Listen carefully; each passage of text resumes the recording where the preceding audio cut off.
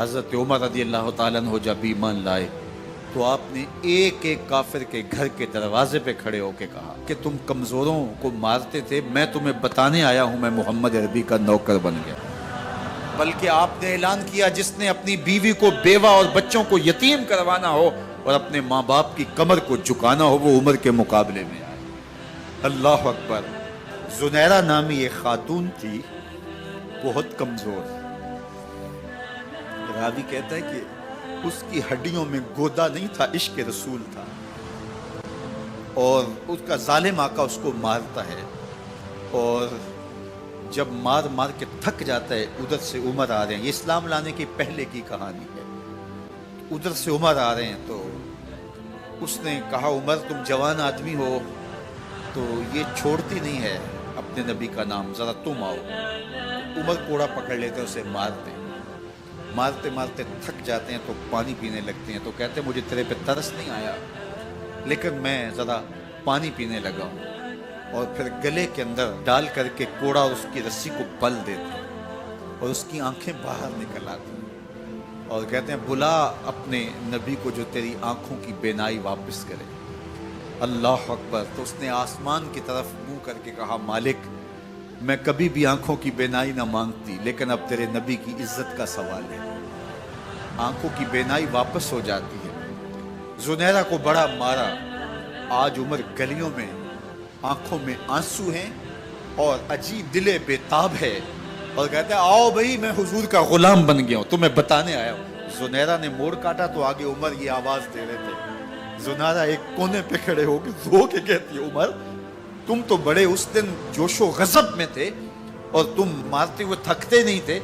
تو عمر نے کہا زنیرہ اس دن میں نے دیکھا نہیں تھا، اب میں محمد عربی کو دیکھ آیا ہوں۔ جنہ ویکھیا نہیں ہو کرن گلاں، جنہ ویکھیا نہیں ہو کرن گلاں، جنہ ویکھیا ہو تے بول دے نے، جڑے محرم راز حقیقت دے اور راز حقیقت کھول دے۔ تو حضرت عمر رضی اللہ تعالیٰ عنہ ایمان لائے۔ حضرت عبداللہ ابن مسعود رضی اللہ تعالیٰ عنہ فرماتے ہیں کہ حضرت عمر کا ایمان لانا مسلمانوں کے لیے عزت کا سبب تھا، ان کا ہجرت کرنا مسلمانوں کی نصرت تھی اور ان کی خلافت مسلمانوں کے لیے رحمت تھی۔ حضرت عمر رضی اللہ تعالیٰ عنہ وہ ہیں کہ میرے حضور نے فرمایا لوگوں جب نیک لوگوں کا ذکر کرو تو میرے عمر کا تذکرہ ضرور کیا کرو۔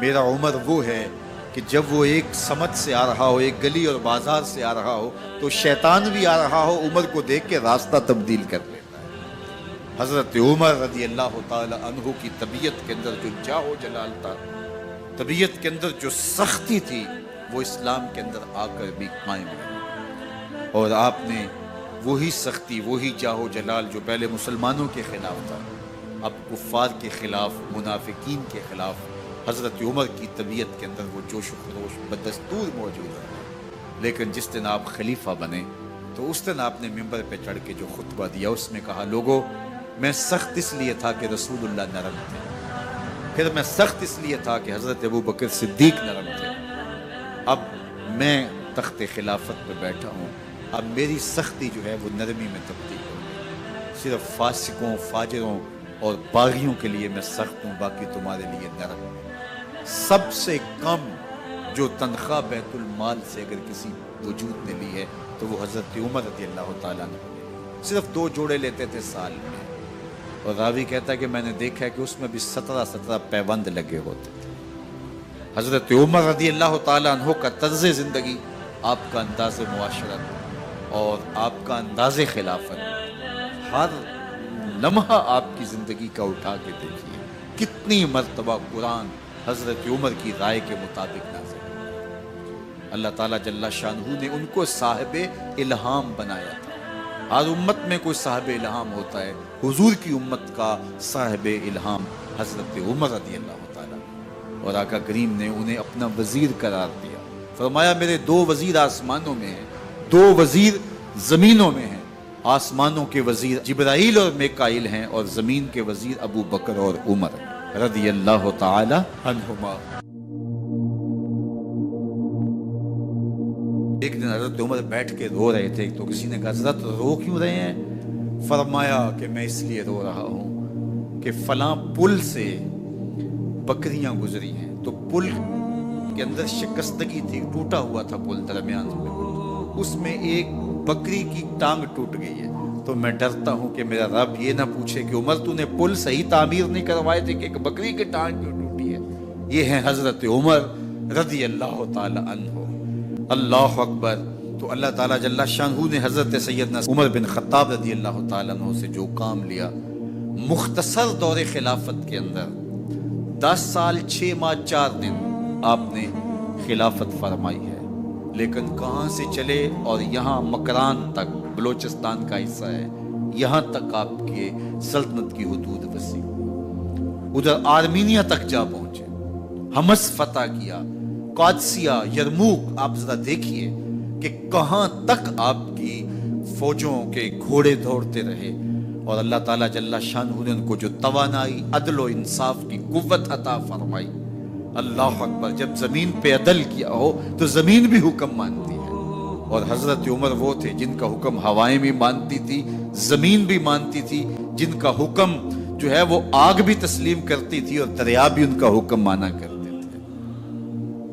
مصر کے اندر یہ رسم بد جاری تھی کہ سال کے بعد ایک دوشیزہ کو زیورات پہنا کے اچھے لباس میں ملبوس کر کے دریا کی بھیڑ چڑھایا جاتا، اس کی قربانی دی جاتی، اس کا خون بہتا تو دریا چلتا۔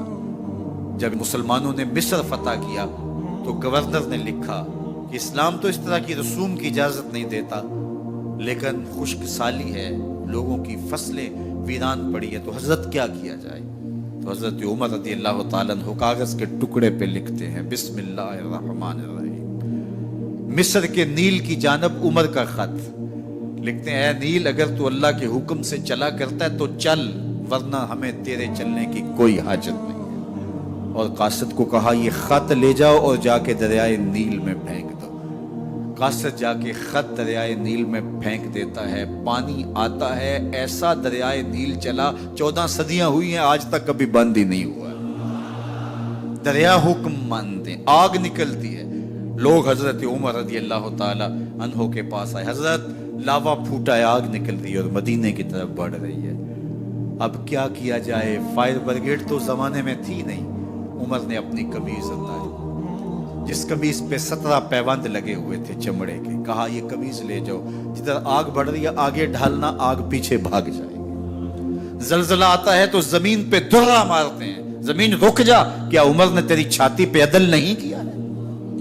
تو یہ عمر ہیں رضی اللہ تعالی عنہ کہ جن کے انصاف کی وجہ سے، جن کے عدل کی وجہ سے اللہ تعالیٰ کی رحمات، اس کی برکات کا نزول ہوتا تھا، اور اللہ تعالیٰ نے مسلمانوں کو وہ آبرومند حکومت دی۔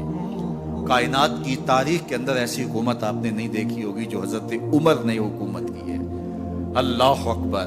فرمایا فرات کے کنارے پہ ایک کتا بھی پیاسا مر گیا تو اس کا حساب بھی عمر سے ہوگا۔ باہر سے سفیر آتا ہے اور آ کے پوچھتا ہے کہ میں امیر المومنین کے، مسلمانوں کے حکمران کے محل میں جانا ہے، تو مسکرا کے کہتے ہیں ہمارے امیر کا تو کوئی محل نہیں ہے۔ کہا کہاں ہے تمہارا امیر؟ کہا مسجد نبوی میں ہوگا یا بیت المال کی اونٹوں کی دیکھ بھال میں لگا ہوگا۔ وہ جب گئے تو مسجد میں نہیں ہے، اللہ اکبر، وہاں گئے تو وہاں بھی نہیں ہے۔ پھر کیا دیکھتے ہیں کہ عمر رضی اللہ تعالی عنہ جنت البقیع کے پاس ایک درخت کے نیچے اینٹ کا سرانہ رکھ کے سوئے ہوئے، تو اس نے کہا عمر تو نے عدل کیا ہے، تجھے کچی اینٹ پہ بھی نیند آ گئی۔ ہمارے حکمرانوں نے انصاف نہیں کیا اور وہ بند اور محفوظ کمروں کے اندر بھی سکون اور چین کی نیند نہیں سو سکتے۔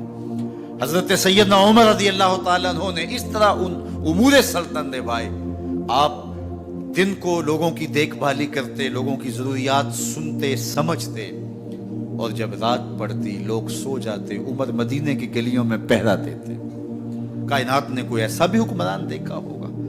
اللہ اکبر۔ وہ مجاہد جو مختلف محاذات پہ گئے ہوئے ہوتے، ان کے گھروں کی دیکھ بھالی کرتے، ان کی ضروریات کا خیال رکھتے، ان کی آبرو کا پہرا دیتے۔ راتوں کی تنہائیوں کے اندر حضرت عمر اٹھتے اور جا کے گشت کرتے، چکر لگاتے، دیکھتے کوئی آنکھ پر نم نہ ہو، مفلسی کا کسی گھر میں ماتم نہ ہو۔